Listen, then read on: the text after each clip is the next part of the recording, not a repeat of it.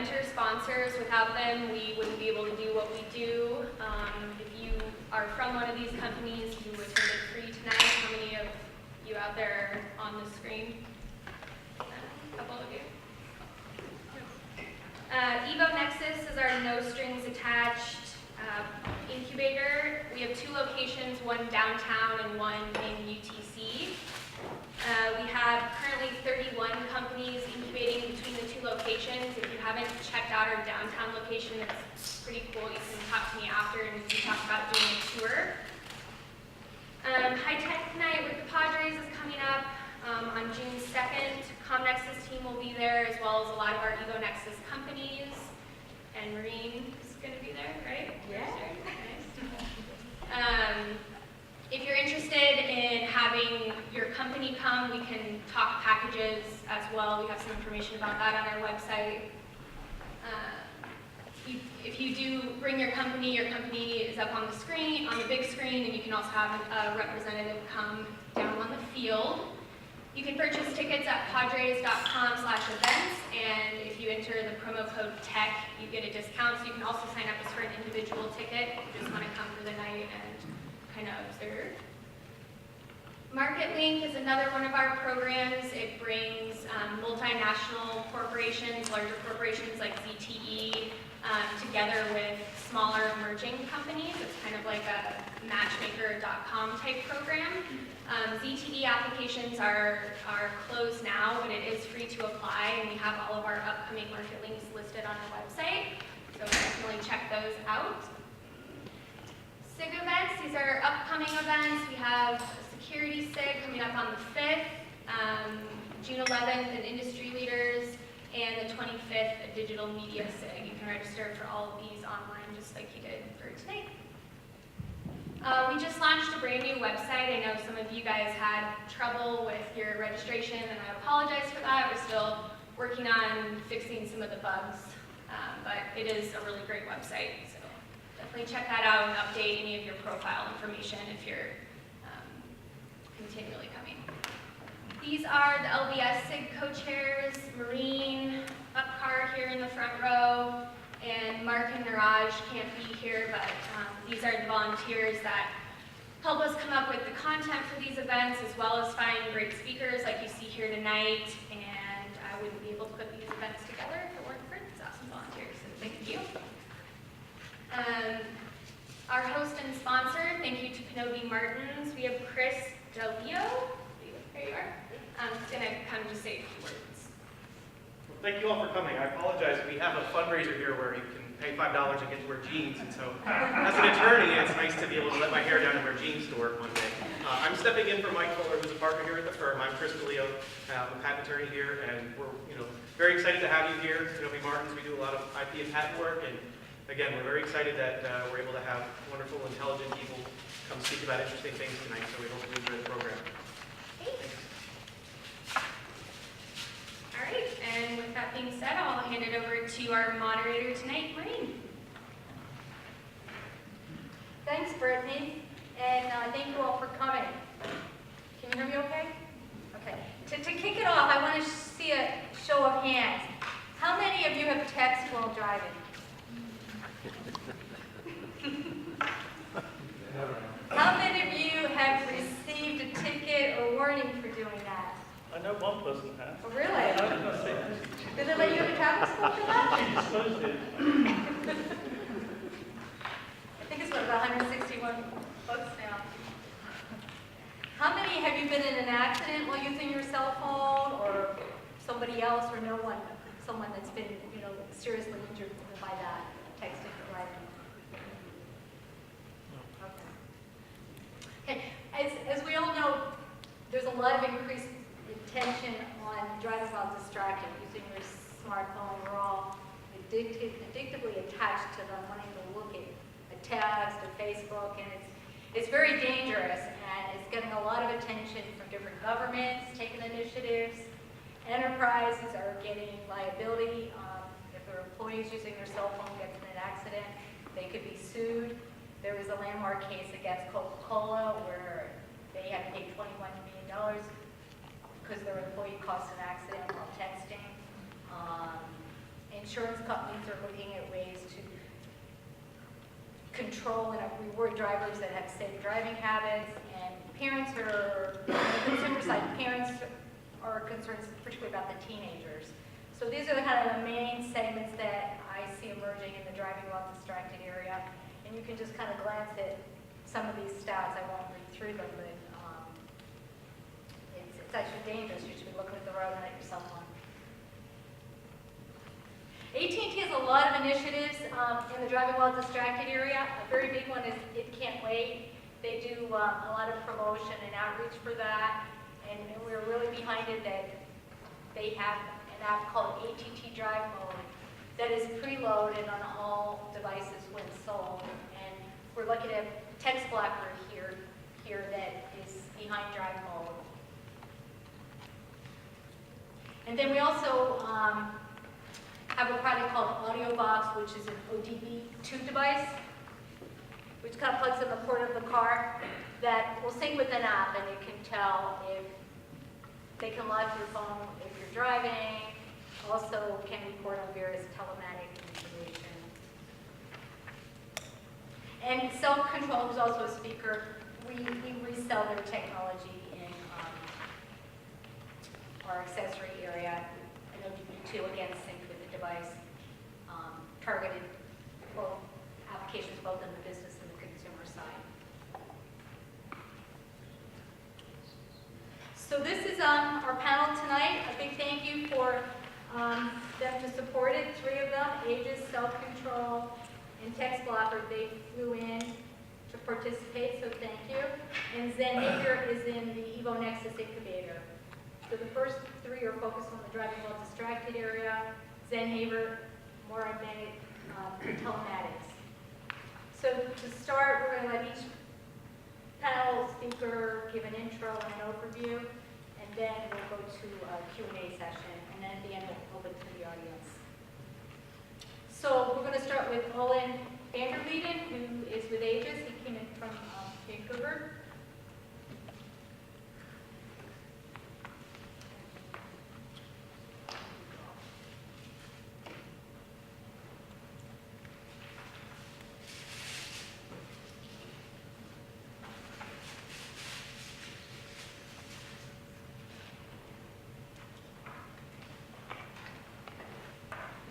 Hi, everybody. Okay, with last name Vanderleiden, I'm not used to going first. I usually get picked last, so it's kind of nice. So I'm from Aegis Mobility. I'll just tell you a little bit about the company quickly, and in my 7 minutes, I'm just going to run you through very fast the products and technology that we have. I think it'll help to kind of set up the questions that Maureen wants to ask and discuss today. So the company, so we're headquartered in Vancouver, Canada. We've actually been at this for 7 years working at distracted driving. Now the first 5 years of that we spent building the sort of underlying architecture for this and actually developing it to be carrier integratable. In the last 2 years what we've been doing is focusing on trying to get customers. We've been selling directly to enterprise, consumer, and B2B customers. We have a development team, all with extensive experience in the telecom industry, or actually a small company, we're just about a dozen people up there in Vancouver. And we have a broad product portfolio, I'll run you through that, which allows us to address the diverse needs of enterprise, consumer, and B2B services customers. So I think one of the themes that will come out tonight when we talk about addressing some of these needs is that you do have to have some breadth. And then all the products that I'm going to talk about leverage what we call our context services platform, which collects, abstracts, and distributes contextual information to applications that modify the behavior intelligently. Now, the modification for us is distracted driving. We change the behavior of phones or tablets to stop the distracted behavior. Okay, first product, Fleet Safer.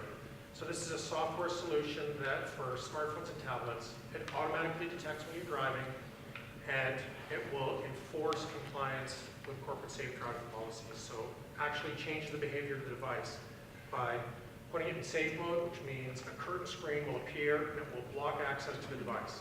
So it locks out the keyboard, blocks calls and texts, suppresses the notifications, silences the device, and emergency calls are always allowable. Now, still talking about the same product, in order to meet the needs of enterprise, you have to have fairly broad capabilities. So we have a multi-trigger architecture, so the trigger is just referring to what is informing the software that you're driving. So we can work with the GPS on the phone, which is a software-only solution, doesn't need any hardware. We're also compatible with OBD triggers, which have a direct communication from the car to the software, or telematics.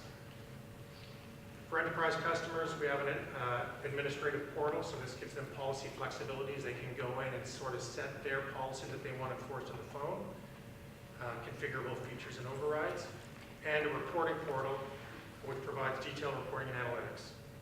So the events that we track and report, start and end of drive, device use, so this includes hands-free events. We can detect if you have a corded or Bluetooth headset attached, tampers, failures, overrides. And then the other factor is OS breadth. So we are able to provide this on a number of different OSs, including iOS and Android, the big ones, which is important for meeting the diverse needs of enterprise. Okay, so to complement that, we have a product called Fleet Safer Vision. So this is a conformance solution that reports on the use of phones and tablets while driving. So it doesn't enforce the policy, but it reports on any use while driving. The nice thing about this is that it can be implemented without any software on the device. So for that reason, it's device agnostic, and it can work on feature phones. Nice for sort of filling in the gaps of companies that still have lots of feature phones in their fleets, but it does require telematics data to give that driving state. Now we can provide this with real-time reporting as well for smart devices, but the real-time reporting requires software on the device. Okay, on the consumer side, Fleet Safer for Consumer, we provide that right now as part of the AudioVox car connection product. So this is a telematics trigger that Maureen mentioned in her intro, using their OBD hardware. This is available through Sears and through 1,500 AT&T stores, and this is available on Android, and we'll be adding iOS in August of this year. Now for families, we call it Team Safer for Families. So we've taken that product and we've developed that product really for the consumers focused on kids. The first place this is going to be launched is in Iowa under the brand Protects Later. So Iowa's kind of a leader in taking an active step in trying to address the problem. And they're going to be giving this away for free to anyone that's 17 years old and under. So this, just like Fleet Safer, this automatically detects driving and enforces safe driving, so it can block out the distractions. Encourages safe driving practices, provides parental control, so a little bit of control for them to set the features. It has automatic notifications to parents for exceeding event thresholds. So you can get an idea of the information that it tracks, and the parents can set when those thresholds are exceeded, and they'll get a notification. There's a scoring on here as well, and the reporting, instead of being the enterprise web portal, now we have on-device reporting. So it's really family-centric between you and your kids, and you get a driver score as well. Now the additional feature that we're tracking here and reporting on is hard braking as well. And then just a word on B2B applications.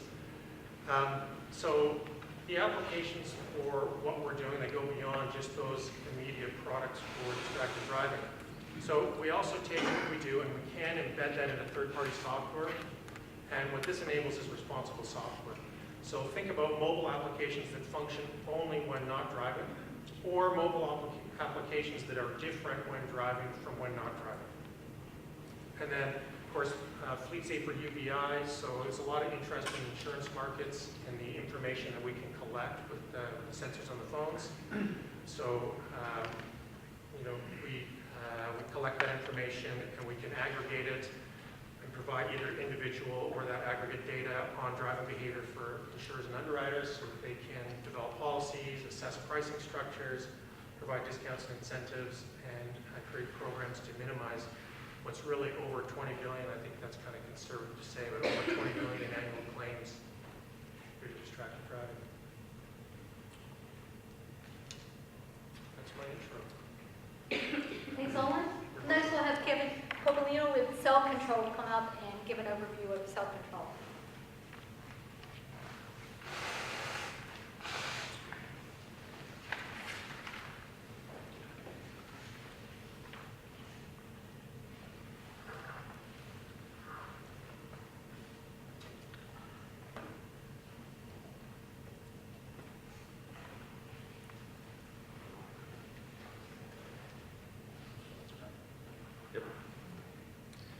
So from Vancouver all the way down to the other side, in the southeast, I'm out of Atlanta. Appreciate the opportunity to be here.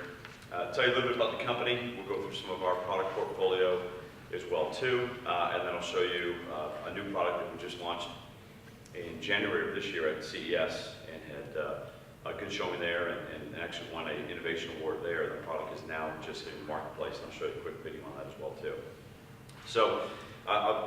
Self-Control was founded in Baton Rouge in 2009, and the purpose of this was to really define mobile policy management.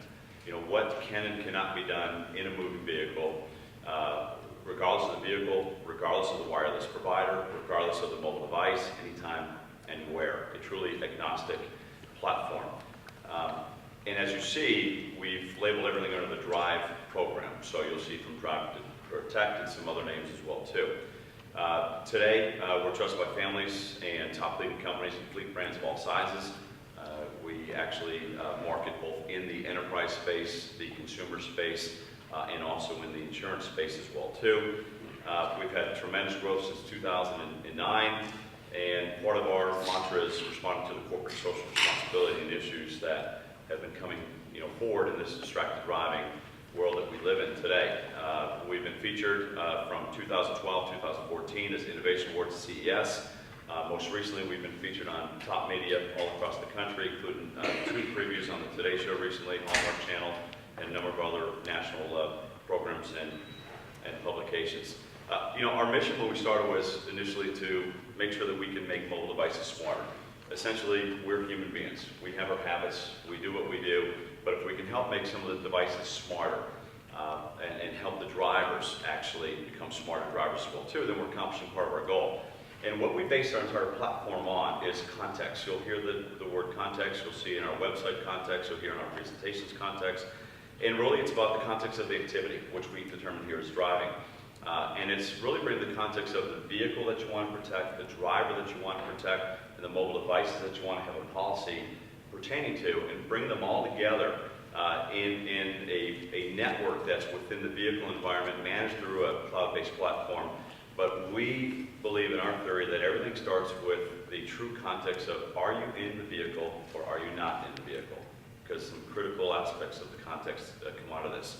And eliminate the frequency and severity of device distraction, and then ultimately build true in-vehicle intelligence, collect data. We live in a big data society today, so it's got to be accurate, it's got to be reliable, it's got to be actionable vehicle data that can be used by both a family, both by a corporate enterprise, as well as the insurance companies. So Drive Protect is our core product line. And within this, we've done a system whereby there is hardware that's within the vehicle. So as we talked about, Nolan referred to trigger in the industry, there is a hardware device that goes into the vehicle, whether it's OBD for passenger light duty vehicles or JBus for heavy duty trucks. And then our new product that we just came out with called Drive ID, which is actually a solar-based windshield product that actually fixes to the windshield of the vehicle. You don't have to deal with the onboard computer system of the car or the truck. It simply self-affixes to the windshield, and from there we're able to determine the context of the vehicle, movement, status, and a lot of other data reporting from it as well too. The transparent application is installed or embedded on the mobile devices. So within our system, mobile devices, handhelds, flip phones, tablets, PCs, rugged computers, Internet simple devices. We really built an open platform that can cover a number of mobile devices that you find either in your consumer vehicle or in your commercial fleet vehicle. And then we relied all that back to what we call the MPM, the Mobile Policy Management Platform, similar to the MDM that you see out there for corporate security aspects. We built what we call the MPM platform, and that is where you actually do your management, you set your policies, you see all the data collected, all the reports, and that's where you get some of the actionable data from that. So within our product line, we have we stem from drive audit. We actually then go to drive protect. That we then go to drive ID with drive protect. And then we continue through that in a new product coming out as well as drive detect, which we'll talk about, Maureen, when we go through the BYOD. How do you handle the phones and the devices that are in the vehicle that aren't part of the system or haven't opted into the system? And I'll talk a little bit about a new product that's launching this year off the drive ID box that will actually do some detection of both devices in the vehicle as well too. So this is Drive ID, with Drive Protect, is a new product that we came out with. This is the industry's first driver identification. It actually detects who sits in the driver's seat. Very unique product. We actually have been able to put a device in the vehicle that separates cabin zones. Driver's seat, passenger seat, rear seats, etc. So within that, we can build these zones, and then through the policy management platform, you can dictate whether you want just the driver blocked. Do you want the passenger blocked as well too? Say 2 teens going to school. From a corporate environment, do you have tandem drivers? A lot of slip sitting in commercial vehicles where one driver might drive for the first half of the shift, another driver might switch at any given time. So it brings the context of the actual driver in the driver's seat and the vehicle that is actually being protected in motion as well too. It's also a low-cost telematic solution, and also being looked at by many of the insurance companies across the country and internationally as well today too, because you do avoid actually being in the ECU or the ECM of the vehicle. You don't have to have that true plug and play. The port might be taken, and you're able to configure a lot of data right off of that. So some of the differentiators of our Drive platform is that we built this to do what we call accurate detection, whether it's the context of the vehicle integration, the vehicle moving, whether it's the context of the driver that's always in there. And then we embedded the signal within our devices that is always on. One of the key features that we've done as well is we've patented non-pairing Bluetooth signaling technology. So when you look at our solution, we have devised a solution that doesn't require interaction. No 000, no 111s, there's no pairing. You get in the vehicle, multiple drivers, multiple vehicles, a fleet with whether it's 50 or 50,000, any driver that gets in with the policy automatically is blocked within that vehicle. So we've done a really interesting job on that. Flexible policy, and then again, that actionable data, whether it's auditing, whether it's driver behavior, speed, braking, idle time, things like that. And then we built some countermeasures to defeat gaming of the system. We're human. Everybody tries to game the system, get around it, and we've done our best to, with technology available today, to prevent some of that. And then forthcoming is UBI incentives and rewards as well too. Some of the data that you can see that comes out of this, and Olin as well too. I mean, a lot of us are in the same sort of space with once we're in the vehicle and once we're collecting data off the vehicle. You'll see, and I assume Maureen, they might get some copies of this as well too. You've got the audit mode, so you've got the transparent mode. That's sort of the silent mode. You can put a system in place, you can gather information, whether you're corporate or you're a family. You can start getting information of number of calls, number of emails, time spent using applications, time spent with Facebook and Twitter, and words with friends while the wheels are in motion. And then as you see on the other side, the protection mode, it takes that audit policy and then goes into the blocking policy where you can actually then block those calls, block those emails and texts, block those interactions with social media, and still collect the data on that as well too. So you'll see there's a number of data value points that you can pull out of this. We'll talk more about that as we get through the panel, but you'll see a lot of data can come out of these systems that you're going to see, not only from me, but from the other gentlemen at the table as well too. And then what do you do with that data? What do insurance companies do with that data? What do we do as an enterprise or a family with that data and make it actionable? So in essence, that's sort of a quick overview of the platform. And what I want to do is show you the Drive ID video here. This is going to actually show you the new technology that came out. There's a box up on the underneath the rear view mirror. What's going to happen is you can see the driver. I believe we got one Android and one iOS. By the way, we also launched iOS for consumer. We have accomplished that goal and have actually put into the App Store a blocking and mobile management system for consumers in iOS, which is a huge accomplishment within this industry. What you'll see is the gentleman driving, gentleman in the passenger seat, and they're divided into zones. Driver is able to use his phone. Driver is not able to use his phone. Passenger is able to use his phone. And just to show the zone differentiation,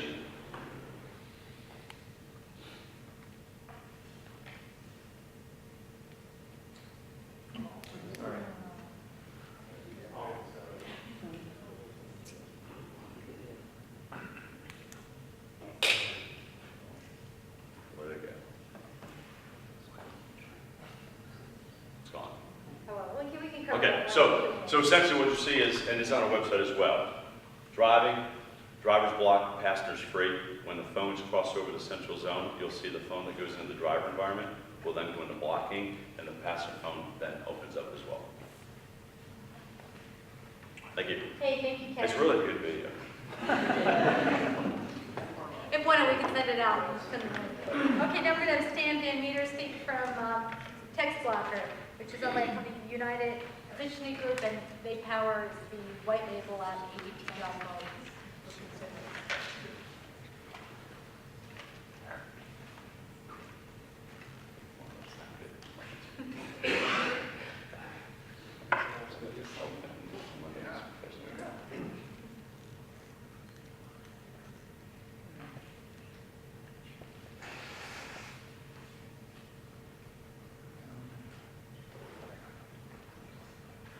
Oh, I think we got your video going. Here we go. Thanks, IT. I give you the punchline.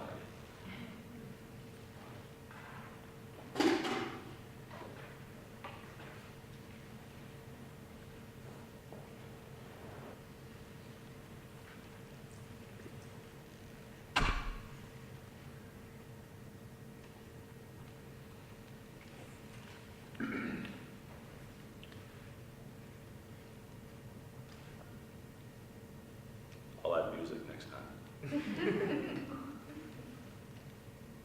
That's being blocked. And again, the technology being unique where we can actually now separate these zones within the cabin, which is the first time that's been done. There's patents pending on this as well too. That really takes some of the driver identification, some of the policy management to a whole different level, especially with multiple drivers, sharing the vehicle. Yeah, just enable.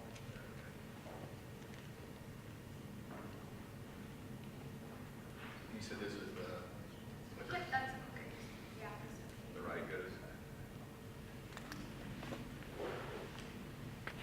Okay. I'm Stan Van Meter. Our company is United Efficiency, actually United Efficiency Group companies. And we've been around since 2008, in which time we started working on our own product called Text Blocker. In 2009, we started working with AT&T and Target and Best Buy. And our focus has always been on the consumer, not the business like the other gentlemen that we've heard of. So what I wanted to speak about just for a few minutes is the psychology actually of the distraction and like what's going on in people's heads. So Maureen asked a good question about like who texted on the way here, and there were some hands in the air, right? Let me ask a different question if you don't mind. Who saw someone in another car texting on the way here? Okay, a little different response. So I actually saw a couple people, but in California it's a little different. There's actually like some pretty hardcore laws. In Florida, where I'm from, you can text at a traffic light, and you can use your phone while driving as long as you're not texting. But you can't be pulled over for using your phone while driving unless you were speeding or doing something else dangerous. So just a little tiny bit about our product. As Maureen mentioned, we power AT&T's Drive Mode product, which is a key software component of the It Can Wait campaign. The product's been downloaded millions and millions and millions of times from the Google Play Store, as well as BlackBerries and J2Me devices. The product's also preloaded onto every Android phone that AT&T sells at retail and online. So if you have a Android phone from AT&T, I would encourage you to use Drive Mode and also take the pledge on the app and not text and drive. So the question here is, how many are texting or chatting or Facebooking in this picture? Any guesses at all? All of them? Yeah. But within a typical drive to work or commute, it's about 25.5 minutes nationwide. In San Diego, in the 911 area code, it's a little bit higher. It's about 30 minutes to get to work here. But about 1 in 8 of these drivers are texting. So in a 4-lane highway, like every 8 cars. So definitely within every 2 lanes, someone is texting. So the question is, how are we obsessed? Where does the psychology of this come in? So depending on how old you are and looking out at this room, we don't have a lot of the I generation and net generation around the room, but as the younger you are, the more addicted to your cell phone that you are. Now, my kids are 9 and 11. They both have iPhones and iPads, and probably a lot of folks that didn't have kids here are in the exact same situation. It's very tough to pry them away from your hands. So basically what happens is the average person, and if you're the average, maybe you can speak to this, but most of the folks here who probably have a cell phone in front of them, they've at least taken a glance at them during this presentation, about every 6.5 minutes. And the average time you're going to spend on that cell phone throughout the day is 47 seconds. So your commute is 25 minutes. So maybe a little over 4 times you check your cell phone while you're driving. And back to the psychology of things is checking your cell phone in a way kind of becomes an addiction. And for a long time we worked with a PhD who had written this beautiful book called Technostress. And the essence of technostress is that actually people miss having a social interaction over technology with people. So maybe you think back in your high school and you're really excited to get a phone call from your girlfriend or your potential girlfriend, and you would wait by the phone and wait and wait and wait and become anxious if she didn't call. That happened to me a lot. Luckily, I married my high school sweetheart. So, but this happens more and more often because every time you send a text, the average is someone's going to return your text within just a few minutes. So when that doesn't happen, you start to get stressed out a little bit and a little bit more. But in fact, some people have probably experienced this. It's called phantom vibration syndrome. You think your cell phone's ringing in your pocket, but you check it. And as one lady, when we were doing research for this particular discussion, said, I thought someone loved me, but they didn't. So. But 90% of college students say that they have actually experienced this phenomenon. So Dr. Rosen did some research of a few 300 students, middle school, high school, and college-age kids. And their activity that they were going to monitor is a 30-minute study period. Any guesses as far as how long the average student could study without checking in on technology? 7 minutes. 3 minutes. 3 minutes in this particular study. Your mileage may vary. So guess what the top distraction was? Texting, cell phones, and the number 2 was Facebook. And actually, the more times that the students check in on Facebook, the worse their grades were. So luckily, I didn't have Facebook to distract me. So just kind of as a lead-in, what happens when you take away someone's cell phone? This is a technostress kind of factor. And this was a study that was done with like 100 students of college age, and they were divided into 2 equal groups. One group went into an auditorium, and they were given a stress test every 20 minutes. It's a standardized test to predict like your level of stress. The lower group, the red group, they got to keep their cell phones. The group on the blue group, their cell phones were taken from them. So the more time passed with those cell phones, the more stressed out they were. So when we're asking people to not text and drive, what we're really doing is stressing them out. I asked my kids before this presentation, I said, Brooke, if Daddy took away your iPhone, would you be happy or sad? No one's going to get that answer wrong, right? So what happens? This is a kind of a fun device that defeats some of the hands-free laws, right? And puts the device squarely in front of them. So the question is, what exactly are we doing with our cell phones while driving? I've got a kind of a fun video. Hopefully I don't have the same problem and my technology isn't going to work. But there's hands-free laws in lots of states, and this is unfortunately an invention to thwart all of our efforts. But let's take a look. And Maureen, I'm sorry, I stole this from Sprint.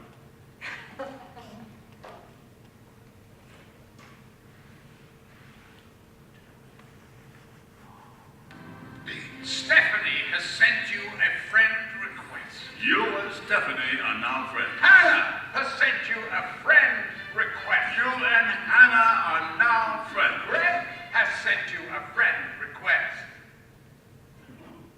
Think you'll go out tonight? Probably not.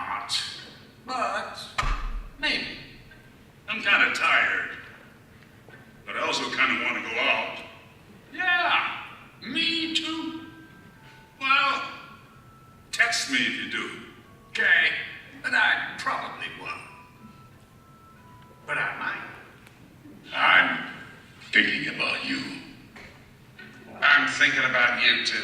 What are you thinking about me? Just thinking about you. Yes, but what about me exactly? Have to run to a meeting. Talk later. Hey, I'm still thinking about you. So we probably all had those conversations. And so one thing that Drive Mode and both Text Blocker do is they recognize that there is a need for a response to a text message. And so we have an automated response that if you get a text while you're driving, we send that back to you. We send a response back that's real polite that says, hey, I'm driving, get back with you later. Which is very important because what happens is if you don't know that your technology is keeping your social status on the right camber, you're going to be more and more tempted to actually check in, subvert the technology that we created. So that's one thing I wanted to point out. The other thing that, I don't know if it's a differential or not between us and the other guys, but, and I know that this is very important, is that within these applications there is a feeling that because some of the technologies rely on GPS. So what we've done over the years is work on something we call an activity prediction engine. And we've kind of heard that a little bit, like what's the context of the activity. And so what we've been able to do over the years is actually predict your activity without using any GPS at all. And without actually using any battery, without producing any battery drain. So that's actually, I think, been the secret sauce that we've been able to accomplish. So as the panel goes on, I'll be willing to entertain any questions about that. Thank you. Thank you, Stan. Let me turn my mic on and we'll start the Q&A section.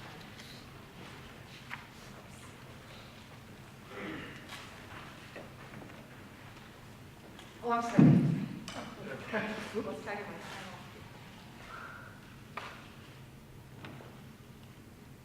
So from the Evo Nexus, they've got a very interesting telematics application and using GPS technology in a very interesting way.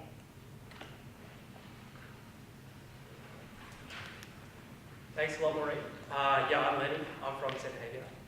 Hagar. So we're an Evo Nexus company. We're downtown. And what do? We monitor behavior, specifically driving behavior. So we're a little bit different from these guys in that what we're interested in is not reacting to something that's going on in the vehicle in real time, blocking a text, etc. But we're interested in looking at how well you're driving, how safely you're driving, how efficiently you're driving, and being able to provide that technology, provide that data to third parties. So the core thing that we focus on, basically two elements. One is doing drive monitoring on cell phones and doing it without any connectivity to a vehicle, any hardware required, and doing it at very low power without draining the battery. So we want to be able to do things where, for example, a parent wants to be able to get reports on how well their kid is driving, just using a smartphone, but without the phone, obviously using GPS all the time, very power consumptive. And so a lot of our secret sauce is based around sensor fusion, which is combining all the different sensors on the smartphones today to be able to get the data without draining the battery. And the other thing that we concentrate on is being able to do that very accurately. What we collect is data like this, and we provide a platform that enables third parties to leverage it and get data of this form. So we work with, for example, parental monitoring, fleet management, safety, quantitative driving, and also insurance. So we automatically detect driving, we detect exactly start times, end times, and we capture all this information about texting and calling. Also just general device usage. If you pick the device up, I don't know if any of you have seen this before, but the other day I saw someone driving with the phone in their hand, and the hand that didn't have the phone was just kind of idle, and the person was steering the wheel with the phone, which is an interesting use case. So that's the kind of thing that we pick up on. Even if the screen is off, that can be very dangerous. We also detect things like the route that the user took, how many miles they drove, the precise places that they drove to, and we, throughout the entire route, will produce this map. And we'll produce a map that shows all the events that happen throughout the drive at different locations. Things like how hard they accelerated or braked, where that happened, if they turned around a corner too quickly, if they merged onto a freeway aggressively. But the key thing here is we're doing this with very, very little GPS data. And that's kind of the core of our technology, is to leverage the GPS as little as possible. So we collect all of this location information and all of this telematics data continuously throughout the drive. How hard you brake, exactly where that happened, to get a complete holistic picture of the actual driving experience with very little reliance on GPS. Most of the time the GPS is turned off while you're driving, and it's virtually always turned off when the user is not driving. So of course automatically detecting the driving there. And we're also doing things like differentiating between if the person is driving their vehicle or riding on a bus or taking a train, if they're speeding, and if they're speeding relative to the posted limit. And all this information is presented in a way that you can build analytics on top of it. And the kind of parties that would be interested in doing that, for example, in the auto insurance industry, you may have seen that there are hardware devices that are out now. Progressive sells one called Snapshot, which will give you a significant discount on your auto insurance if you drive safely. And those devices are obviously expensive. They require the user to receive that in the mail, plug it in, go through the entire process.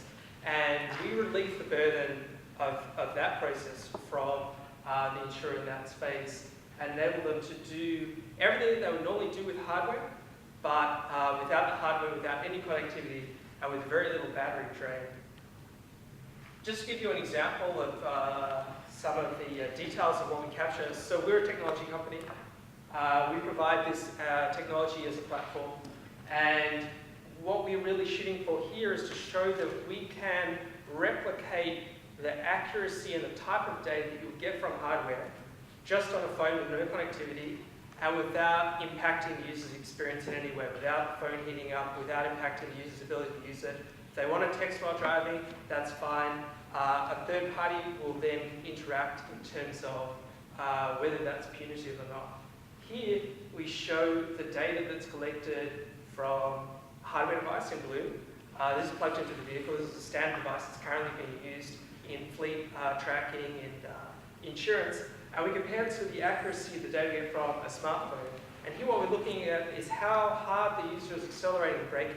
And this is the user actually driving a Porsche, braking very hard at various points for several minutes. So you can see there are 4 hard brakes here. And you can see we very accurately track exactly how hard those brakes are when they occur, and in particular the detailed characteristics of the acceleration and braking. We also do that for cornering as well. And we have a very close similarity to the hardware device. In fact, when you look at material events that the hardware is trying to capture, such as how hard the user is braking, we're able to capture that data just using the smartphone with a very high correlation, is 0.97. This gives you an indication of how well we pick up on those events and able to remove the hardware from the picture of drive monitoring. So I'll just leave it there. Thanks, Lenny. Okay, now I'm going to ask the panel some questions and then after that we'll open it up to the audience. Since this is an LBS thing, I want to start out with the question, how does each of these solutions use location? Both in the app and several of these solutions have portals, not all. So we'll start with Ola with Aegis to comment on that. Okay, so on how it uses the location-based services for our app. But just how is location used? For example, the GPS pinging and your portal for the location where you were texting. Right, so we use it to gather location, speed, and displacement. We use that information to determine, of course, driving state is the most important thing for us. And then at the same time, anything that, any of the device use while driving. So we collect information only during that period between driving starts and driving ends. And we collect that start of drive time. Anytime there's an event, we flag it and we can show that on a map, so we have the location for the events, including anything that's done with an override. So we have some abilities to override the service, passenger override, things like that, but we still track if you're texting or calling. Calls that are done with a headset, if allowed, calls that are calls that might come in, we can track, and we have the location for all of those events. And sometimes that information is needed. So if the driver gets in an accident, particularly on the enterprise side, they have the information, what time the violation occurred. Person was texting, where, figure out that. Well, important information too is that how often you're driving, especially for the insurance space. They're quite interested in how many trips you take, how long those trips are. We even track right down to fiddling with the device. So even if you just press buttons on the side of the phone, we know when that's done. We can show that in our report. Kevin, how about you? How does self-control use location? So we don't have, within our core system, we do not have any GPS environment within our hardware. We built a very low cost and simple hardware that was based on the non-parent Bluetooth protocol. As we go forward with Drive ID, our version 2 box that is already in production already, we will be adding GPS into our Drive ID box. That box today has a 3-axis accelerometer in it that gives us the context of the vehicle moving. And that box will have GPS by probably mid to late summer. We'll have GPS in there as well too that we can then add into our driver behavior profiling, location-based services, geofencing for families, for fleet organizations, vehicle recovery, and things like that. So that next step will be bringing that GPS into that device that we're building. Okay, thanks. Stan? Yeah, no problem. Says because the AT&T Drive Mode product is consumer, and consumers are very concerned about privacy, particularly about companies, big companies in general, or any companies collecting and storing location-based data. We don't do it. It's against our policy. So we don't collect or store anything like that. There are, I'm not going to mention any names, but you're welcome to Google. If you go and Google how to save battery in your iPhone, there's going to be a very popular application that probably is on everyone's phone that is a real battery drainer that through new updates, it drains a lot of battery from your phone. And companies are very interested in getting this information for marketing purposes. We don't do it, but if you're interested in saving some battery, do some Googling and turn the location-based services off for that particular application. Thanks. Lenny? Yeah, so with location, we, as I mentioned before, we try and use GPS as little as possible. When you're driving, we utilize it very, very sparsely. That has the benefit that we're still able to get the precise route that the user took, but there we're leveraging other information. Another part of it is that when we actually do get this location information, the location information we get is the route that you took. At the end of the day, certain customers are not always interested in the route data itself. They could just be interested in summary data such as the number of miles you drove. One of the nice things about our product is that all of the computation occurs locally on the device. So you're able to, for example, leverage this technology to interact, for example, in the insurance space or in the fleet space, where you can just, for example, if you're a fleet driver, you want to report the number of miles you've done for work or for compliance purposes, you can have the app only report that information and have no location information actually leave the device. Okay, thank you. Okay, this next question applies to some of these solutions and not all of the solutions. But what are the differences between a standalone app that's like such a client that you download typically on Android or iOS, and then one that requires hardware, which is typically like hardware prepared within apps, which is like the self-control app. So we'll mix it around. We'll start with Kevin this time. And then maybe comment, on the accuracy of different apps, advantages, disadvantages. Yeah. When we built our platform, we purposely looked at the different applications that were out there. And again, as I said, that we developed our entire theory and platform built around the actual context of driver and vehicle being connected. And that's very important for us. It's very important in our theory of having policy on a mobile device that goes with you outside of the vehicle and everywhere else. It was important that as we had insurance relationships and corporate fleet relationships, that the devices were being managed with policy and blocking when they're actually in the vehicle that they're supposed to be in, and those wheels were actually turning. So not on a bus, not on a taxi cab, not on a subway system going through New York City. We wanted it to only work when they were in the assigned vehicle, the appropriate vehicle, when the vehicle context was actually moving. Okay, thanks. Owen wanted to address that question. Okay, so from our perspective, so we have the ability to trigger off of hardware or go without hardware. Software only, so not using hardware, that's really vehicle agnostic. So it works everywhere. So if you've got a customer that's, every customer's got a lot of different situations of people they want to cover. So if you've got a salesperson who's in their own car, or they're often rental cars a lot and things like that, you might want to have a vehicle agnostic system and use a software-only solution. The OBD solution will then be vehicle-centered. So that will only block your phone when that device is actually in that vehicle. So that's very nice when you have a pairing between a driver and a vehicle, or a bunch of drivers and a bunch of corporate vehicles that you want to cover. Also very nice for BYOD, I think. We'll lead into that question later, but that's a nice solution there. And then telematics, which is triggering off the telematics hardware, is similar. It's tied to the vehicle, but then that blocks when the vehicle's moving. So you have to be careful. You know whether the driver's actually in the vehicle or not for that solution. Okay, thanks. Stan, your app is primarily a standalone. It is completely standalone. We don't interface with the vehicle itself. And I think probably the biggest difference between a in-vehicle solution and a standalone solution is the speed at which the application detects the driver. So a person walking around, you can walk around at a few miles an hour, maybe you can run a little bit faster, or you can bike a little bit faster. But driving is actually, 15 miles an hour or better.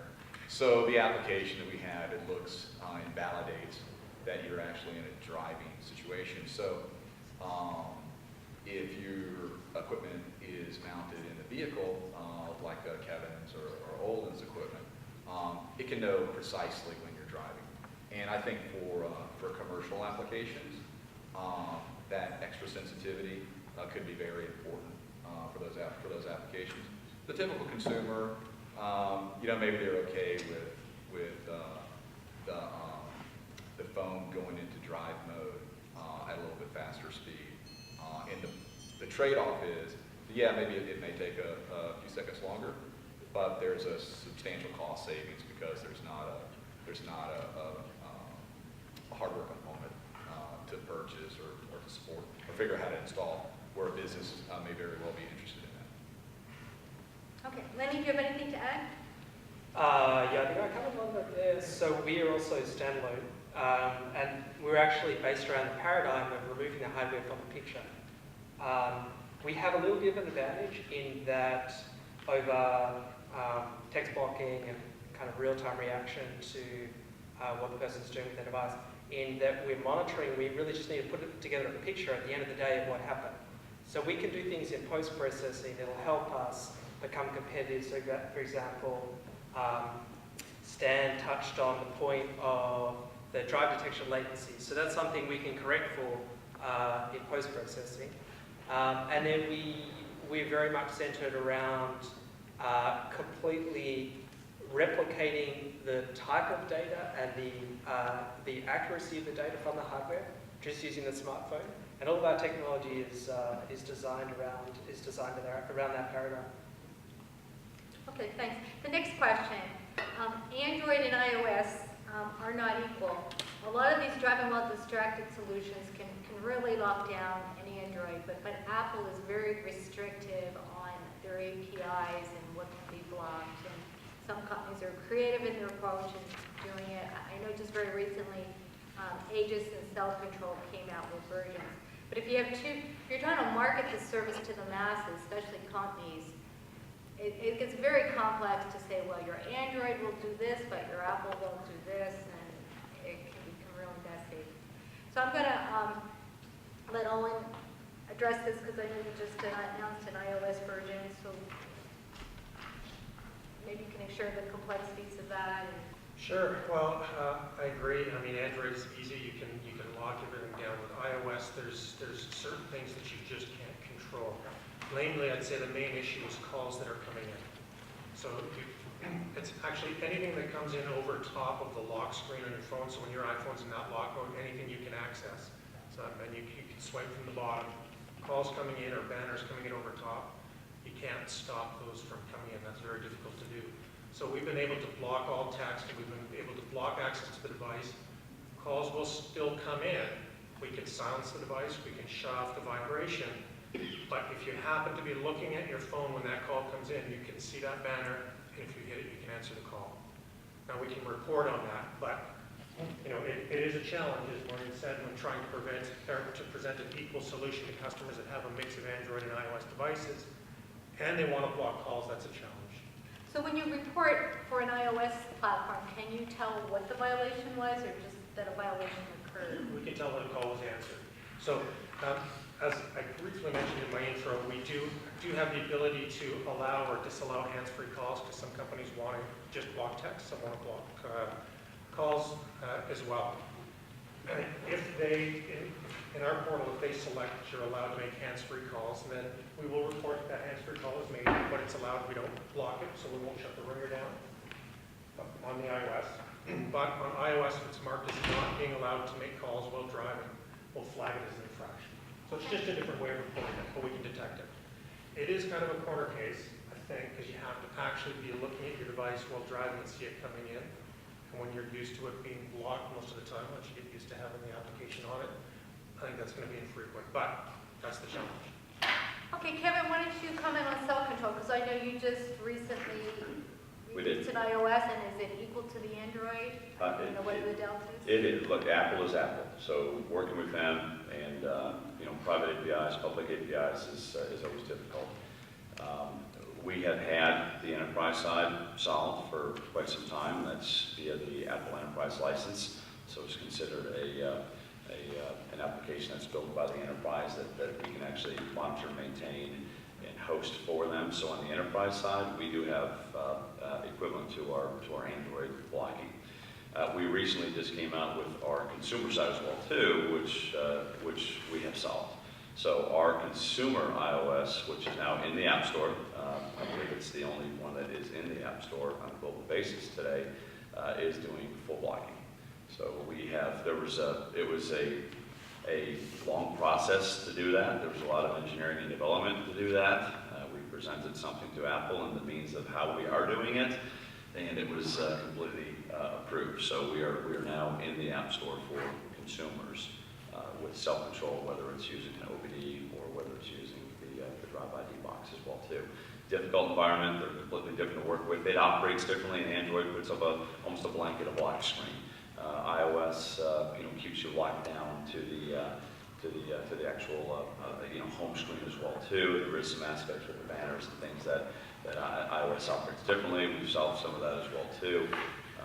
And we've done quite well with iOS. We are in the midst of a 8,000 vehicle rollout right now. We're up to about almost 7,000 vehicles, commercial vehicles on iOS on the enterprise side. And our downloads now and our product shipping on for consumer iOS with the App Store version right now is going extremely well. Stan, do you want to comment on that? Yeah, I mean, are there any iOS developers in the room? Show of hands. All right, one guy. So I think as Kevin pointed out, Apple has certain restrictions as far as what you can do with a device to have a publicly available application, and those restrictions prevent developers like ourselves from utilizing certain aspects of the iOS device, and it's just a different challenge, but a very entertaining, intriguing one. But it is more complex than the Android for sure to maintain the same functionality. Okay, thanks. We'll jump to the next question. Since there's location and user data with this, particularly on the enterprise side, typically someone in HR or a fleet manager lunches this, so you're collecting very sensitive data about what violation the driver did, their location, their driver behavior.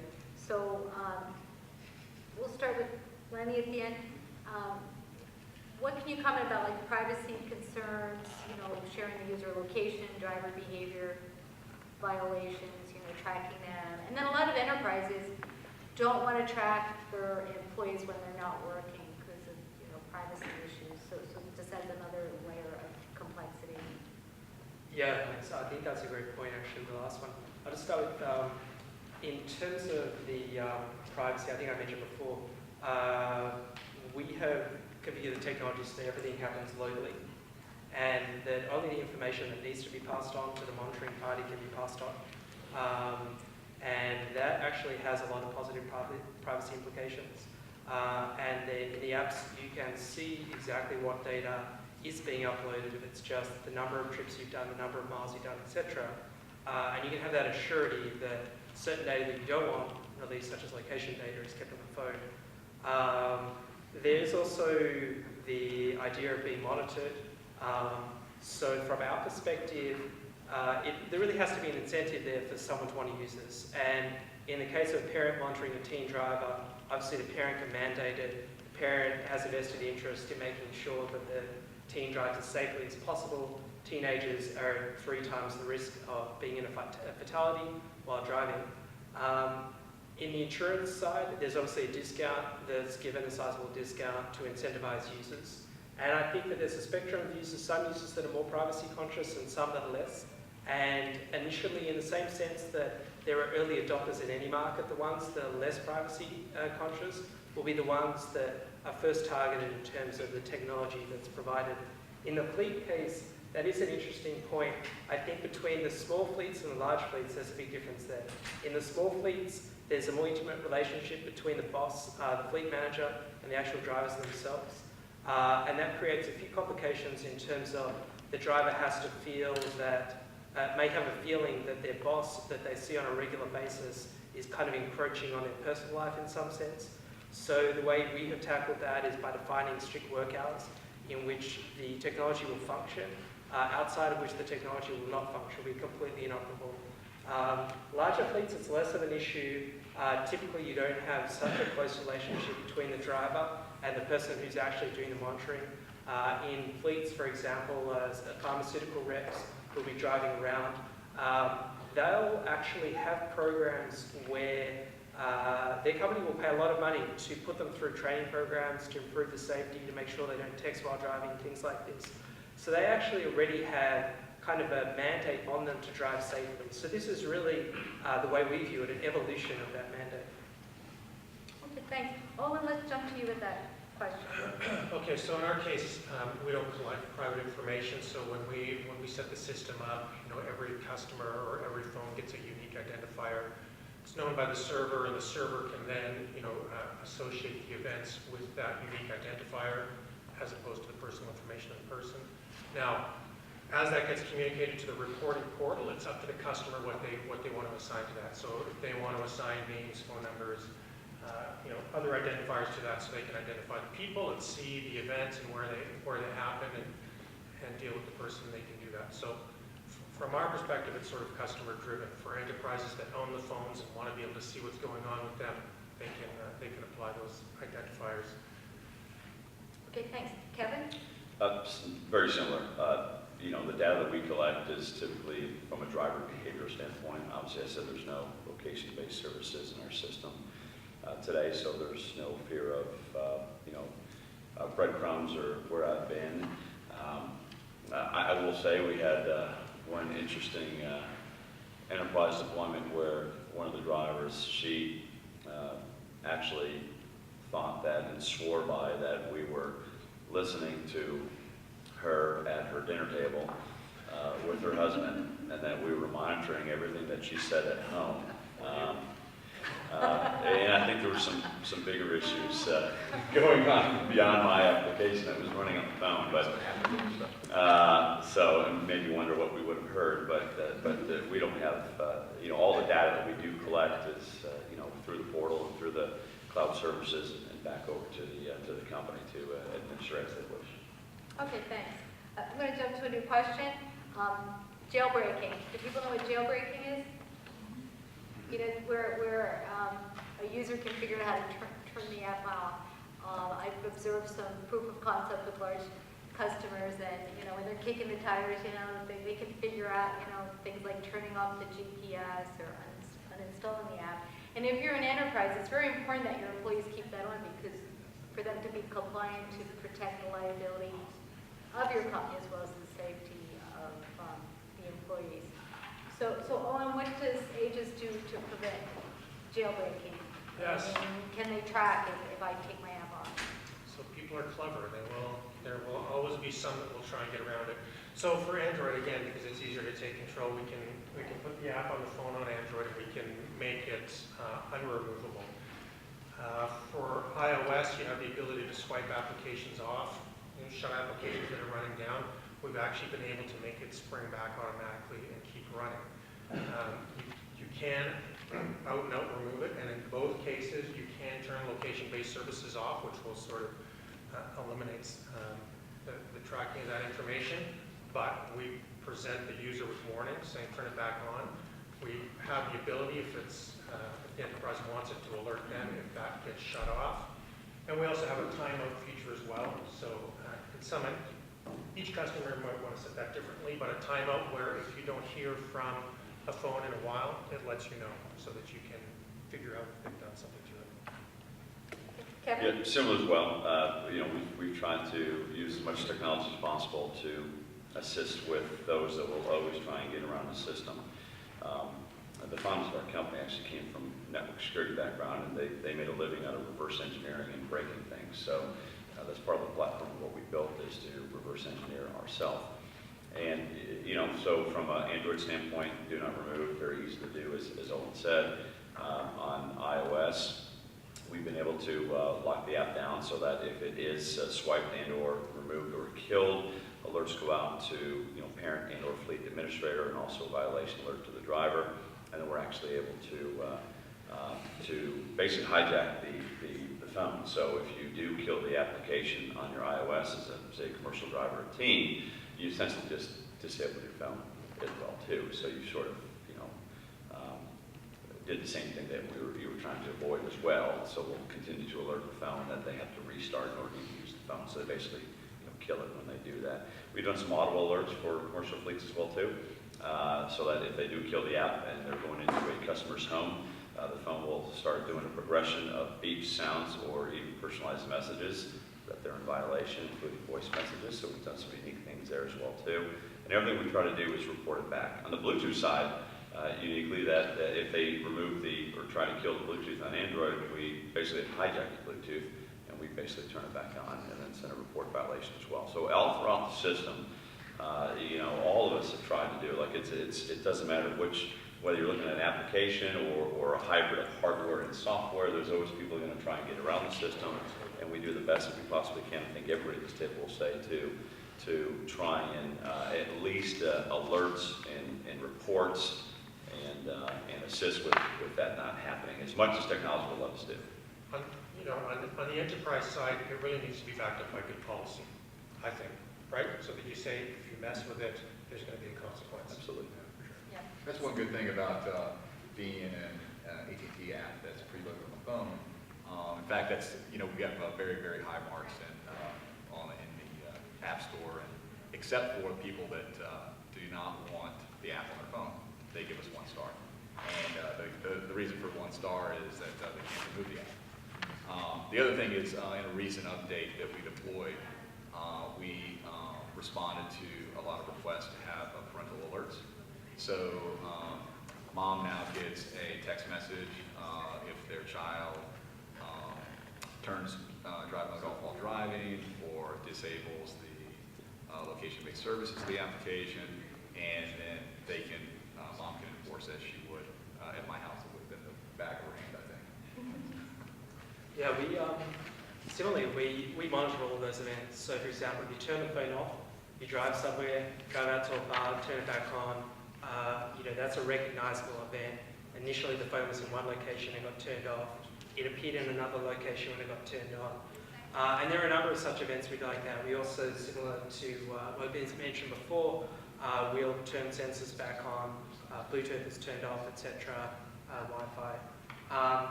But essentially, at the end of the day, it's up to the third party, I think we were talking about this before, how they enforce it. And on the insurance side, for example, some of the insurers actually use that as a feature in their underwriting, which is how much tampering the device undergoes. So actually, on the hardware side, they will use that as a feature where they'll look at, has the user unplugged the hardware device from the vehicle at certain times of the day and plugged it back in later. They do that more than a certain number of times, that gets flagged as an event. And they actually use the number of times and the characteristics of that when they're computing the discount that they're going to give to users. So the more you tamper with it, the lower the discount is. Okay, thanks. I've got some more questions here, but I want to mix in some audience questions. Does anybody have any questions to ask the panel? We'll go with Dylan back in the blue shirt. You had your hand up first. Question for Karen. Can you share more details on how you determine the zones inside the car? How do you do it? How do you determine the zones inside a car? So within the Drive ID hardware that we built that mounts up within the car, there's sound technology that is going on. So there is a sound. There's a sound differentiator. It's almost using like location-based services of the actual mobile phone within the vehicle, and through sound wave technology, we're able to determine where that phone actually is. In the simplest form, think of the dog whistle, think of pings, think of your phone interacting with sound based on location within a vehicle. That sound technology that we've built within our Drive ID platform easily can then morph over into, our bigger vision and picture is where self-control becomes part of the OEM vehicle environment. Within your speaker systems, your sound systems within your car. There's a lot of technology that we're doing that is aftermarket today, including our Bluetooth signaling processes that can easily transfer over into the OEM aspects of the vehicle. So there's some intricate parts of it. As the patent gets awarded and out, you'll see a lot more on that. But it was fairly uniquely done. Okay. You had a question? Yeah, I was just going to ask, in the consumer space, where, use of these kind of technologies are voluntary, how do you get users to adopt it? I mean, how do you get users to use any of these apps? I mean, I understand it from a commercial standpoint. You get the employer to say, okay, you're driving my truck, you're going to use this system as opposed to anything. But the majority of texting problems really occur with the everyday person who's driving, like the consumer. So, how do you go about kind of getting people to adopt it? Do you want to take that one? Sure. Yeah. That's a really good question, and it's a question that we pose every day. We have had over 1 million people pledge to not text and drive through the use of the Drive Mode application. And it's really, people ask me a lot, like, why does AT&T, have such a great campaign? Why does the chairman and the CFO of AT&T close every meeting with drive safe, don't text and drive? It's really a social responsibility to all of us, and I think it comes with training of young people. Like my son and daughter, if I was to touch the cell phone in my car while driving, they would make a screaming sound because it's completely socially unacceptable to them. But I think it's Drive Mode in particular is a voluntary product. It doesn't completely lock the phone down. You can still access the phone if you want to. There is, of course, a warning. But if you remember back to this behavior that I mentioned to you about that, when you lock someone off from, or put them in a social bubble, they're going to become less likely to use the technology. And for the business, in our text blocker product is very, very onerous as far as once it's on, you can't turn it off. If you're driving, there's absolutely no way to access the phone.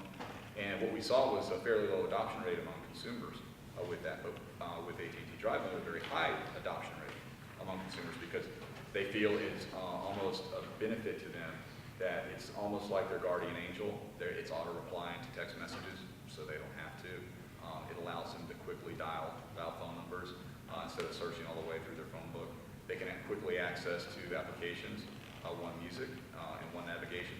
So the way to do that is to understand what the social aspects are of a driver that's using their phone in the vehicle, and have them do it as safely as possible. Because what I would venture to guess is that the more restrictive that we are with one of these applications, the more likely the user, and even a business user or an enterprise customer, would be to go to their secondary device and text or place a phone call with that, and leave the company device in their glove box. I mean, my take is, I mean, at the end of the day, right, from a parental standpoint, we pick our battles, right? There's certain battles that parents are willing to fight over, and some that they're not, and hopefully this conversation is also an educational conversation at the table as well, getting them to opt into applications or services from any one of us because they understand the reason that they want to do it. Look, I've got an 18-year-old and a 20-year-old, two girls. They're not going to ever walk into Best Buy. No teenager will ever walk into Best Buy or anywhere else and put their hand up and say, I'm looking for the product that absolutely shuts down my social network, to make me completely unable to understand, who the text is, where the party is. It's not going to happen. So from a parent standpoint, this is where, and all of us here that are involved in the insurance space, you're seeing the insurance companies, step up and add features like us, become a value-add feature to user-based insurance, right? Parents will let the insurance company be the bad guys, right? So now they can go to, Timmy and Tina and say, there's a discount that's going to come from this. The insurance company's making us do this. Do you want to pay the differential in insurance? And so a lot of parents are looking towards insurance companies to help them with that decision as they pick their battles. Insurance companies are also looking for some added value to keep these applications and these devices in the vehicle because of the cost factors that's involved with these insurance programs. So, from the consumer side, we personally really see, for instance, Esurance and Allstate. They are launching self-control out to every household that has a teen driver at their cost, their expense. They're going to give it away. Part of their social responsibility campaign, but also part of getting young drivers to change the behavior. All of us will tell you when you use our systems and then take the system away or go travel in a rental car, the behavior changes. It modifies the behavior. You realize you can get from point A to point B and your life's not going to fall apart. And as you talked about your kids and my kids as well too, as we educate the younger generations and they see the proper ways to drive and do other risky behaviors, hopefully that modification changes them as well too, and they become more responsible as well. Okay. Do you have anything to add? Or should I was also going to just point out to answer that question. There's the quantified drive movement. If you're familiar with apps like Automatic that have a hardware piece, you plug it in, it pairs with a smartphone app. So there's a subset of the population that's interested in just seeing how am I driving. And here the hope is, that they're interested in seeing how safely they're driving. That's not always the case. But being able to provide that functionality, there is sometimes an inherent motivation that doesn't require any external impetus to want to monitor your own driving. And there can also be an efficiency aspect as well. How aggressively you drive usually maps to how much you pay for gas, how quickly you have to replace your brake pads, etc. Okay, thanks. I'm going to ask a question and I'll go back to the audience. How do your solutions, and this is open to anyone in the panel that wants to take this question, how do you address wearables? Google Glasses, smartwatches. I know 4 states it's against the law to use Google Glasses. I saw recently in the news a lady in San Diego was arrested for Google Glasses while driving, but then they said that's legal, it's not a law. So it's just kind of a crazy world we live in with all these devices. Who would like to jump at that question? And do your apps do anything to block? Smartwatches, Google Glasses? I mean, I think, all of us have our application solutions that are dependent obviously on, the operating system of the actual device to a certain extent. And from our standpoint, whether it's a wearable, whether it's a phone, a tablet, or whatever the next generation device is, if it's got an operating system that is based on what we know today as you know, the Androids and the iOSs and whatever the next great platform might be. You know, our goal would be to devise the software platform for the mobile policy management around that as well too. So we try to be as agnostic as possible, no matter what the device is. If it's in the vehicle, the context of the vehicle moving, then our goal is going to be to build a policy around that. And Olin is probably in the same boat as well too. Yeah, I would have the exact same answer. The only thing I would add to that is that, I mean, we basically go where the greatest demand is, right? And right now, it's iOS, Android, smartphones, tablets.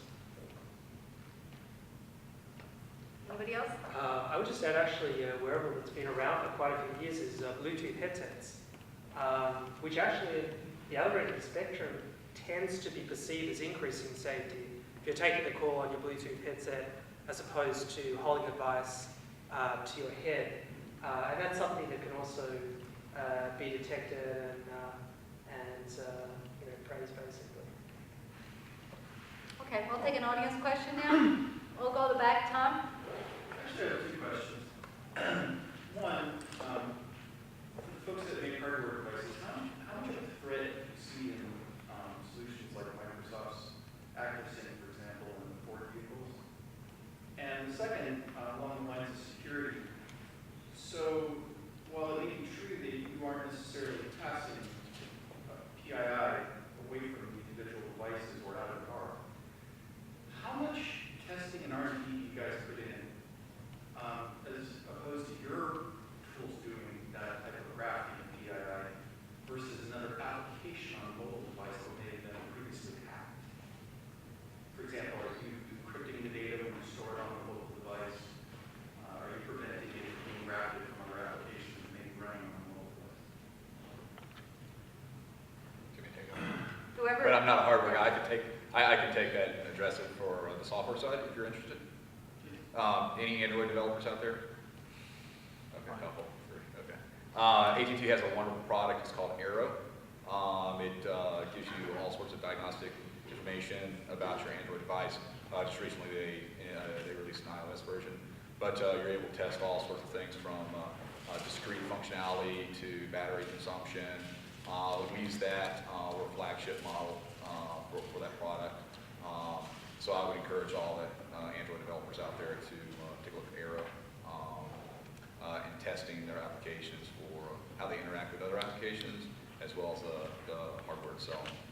So we do not store that data on the device or send it to anyone. So there's not an encryption requirement for us. But we do undergo very stringent testing for each individual OEM that we work with. We support 148 different OEM versions or firmware versions, and each of those are tested against each of the OEM provided firmwares and OEM applications, as well as the AT&T application. So it's a very exhaustive, extensive process to do that, ensure that there's compatibility when your driving or distracted driving product is competing for resources for all these other applications that are also vying for resources to distract you. So from our standpoint, the data that's really being transferred within the vehicle, potentially coming from our trigger, from our hardware, is going through that Bluetooth link. So using standard Bluetooth protocols from the devices, no matter what the devices, thousands of devices, that link is, you know, phone as modem, right? So at that point, we're just utilizing the wireless network, wireless carriers network at that point to transfer data within the vehicle on up. Your first question is a great question. We get asked that all the time. And we don't view us as a competitor with whether it's Microsoft Sync, whether it's the Uconnect product, whether it's the new Apple CarPlay. Matter of fact, our stance on all of those in-car technologies and center stack infotainment type systems that are getting better and better and better, and some say more distracting as well too, is that we actually make them better. The OEMs who look at us, our theory is that we're actually controlling the behavior of what is acceptable and not acceptable. We're making the interface between the mobile devices and the user and the policy that they want to utilize. We're pushing it actually back to the head unit as well too. So we're actually, we actually feel that we make the head unit environment a lot better where today a lot of the environment is not the head unit, it's into the personal aspects of your phone for navigation and everything else. And we feel that our technology actually brings the driver back to the technology and the cost factors and the infotainment systems that spend millions and millions of dollars on it and bring it back to the head unit. Just a quick question on that. Your technology, does that interface with the head unit as well? Or It does. It does. Does it impact the use of the head unit? In terms of hands-free calling, non-hands-free calling, so we actually integrate in and do that as a policy, whether we can drive the calls back through the head unit or disallow calls back through the head unit. We could disallow navigational apps within the phone, push the navigation back into the head unit as well too. It all comes down to what the policy manager, right, parent, fleet, individual, what you want to do within the vehicle. Okay, did you have a question? I saw you had your hand up a few Yeah, times. thanks. I have a question for Kevin about Drive ID. Mhm. So would that work with any device that just all of a sudden shows up in the driver's cabin, or do you have to pair it first? Again, our technology is never a paired technology. We do not do any pairing. You do have to have the application on the device, and then you associate the device with the hardware. So potentially drivers. You and I both have self-control. You're in your vehicle with Drive ID. I'm in my vehicle with Drive ID. We go out for lunch. You're not going to associate with my vehicle in any way because you're not set up as a policy driver of my vehicle. So it's only going to see phones that have self-control within it, but it's only going to react to those phones that are signed policy to that specific vehicle based on the ID of that actual product. The next, third generation of that will actually go into more drive detect, and that's as we get into BYOD. That's the toughest deal. Every driver and every corporate fleet has their own personal phone. They go to work with it like their shoes, socks, pants, hopefully, and everything else.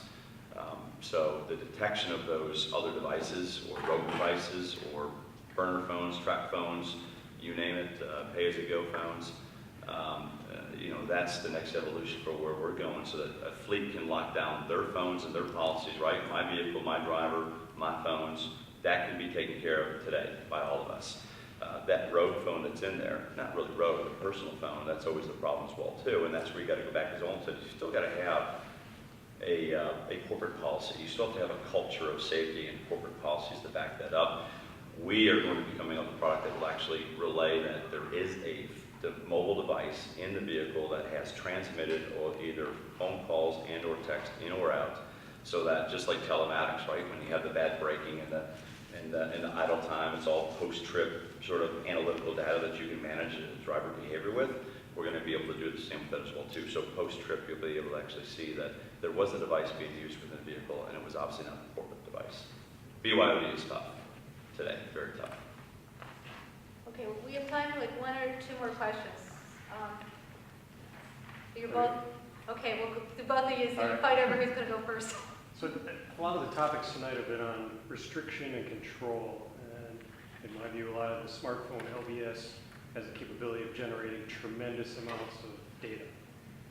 Can you panel speak to any applications or utility of those kind of data or analytics that comes out of it? I think the UBI space, for sure, the insurance space, where the use of that information. There's tremendous value for them to block this behavior, but they're first and foremost interested in the data and understanding behavior, and you can get a lot of that data, if not all of it, off the smartphone. So things like efficiency, drive routes, and as a consumer application, they'd say if you left your house 15 minutes early every day, you'd save 3 hours a week. And so drive time, number of drives, things like heart braking, and then you can layer into that. Some of them are interested in the use of cell phones while driving. It's obviously one of the top risk factors. We also look at, in terms of not just the driving behavior, the actual driving characteristics of routes you do. There's a lot of analytics that you can do on that data in terms of predicting where the user's going to go based on their past history of driving, and also getting an idea, trying to hone in on when is the user driving aggressively, and what are the characteristics that are inducing that aggressive driving. Is it the aggressive driving occurring during rush hour, or is it occurring at nighttime?